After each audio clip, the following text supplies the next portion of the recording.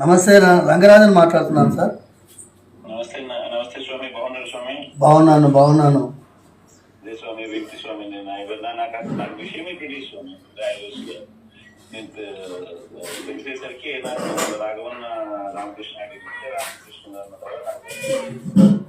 చాలా భయంకరమైనటువంటి ఒక ఘట్టం అండి. లాస్ట్ మొన్న ఫ్రైడే కంటే ముందు ఫ్రైడే జరిగింది, 7th February నాడు.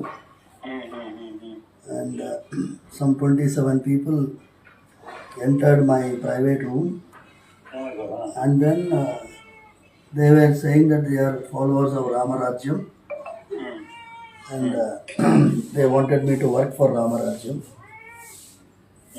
And what is that? ఏం కావాలి అంటే మాకు సైన్యం తయారు చేసుకోవాలి, రామరాజ్య సైన్యము. దానికి కావాల్సిన వనరులు ఏర్పాటు చేసుకోవాలి. జడ్జుల తాట తీస్తాము, పోలీస్ వ్యవస్థ యొక్క తాట తీస్తాము, రామరాజ్యానికి వ్యతిరేకంగా ఉండే వాళ్ళ తాట తీస్తాము. మీరు ఇక్ష్వాకు వంశస్థులు, ఆ గోత్రానికి చెందిన వాళ్ళని ఐడెంటిఫై చేయాలి. శాస్త్రగుణం అంటే క్షత్రియుల్లాగా పనిచేసే వాళ్ళని ఐడెంటిఫై చేయాలి. వాళ్ళందరినీ మాకు ఎన్రోల్ చేయాలి. దానికి కావాల్సిన వనరులు వైశ్య గుణం ఉన్నవాళ్ళు అంటే బిగ్ ఇండస్ట్రియలిస్ట్, బిజినెస్ పీపుల్, వాళ్ళని ఐడెంటిఫై చేయాలి.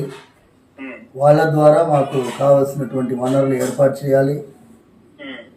ఇవన్నీ చెప్పారు. అన్నాను, ఇది కాదు కదా రామరాజ్యం. రామరాజ్యం అనేది రాజ్యాంగంలో ఆల్రెడీ ఉన్నది.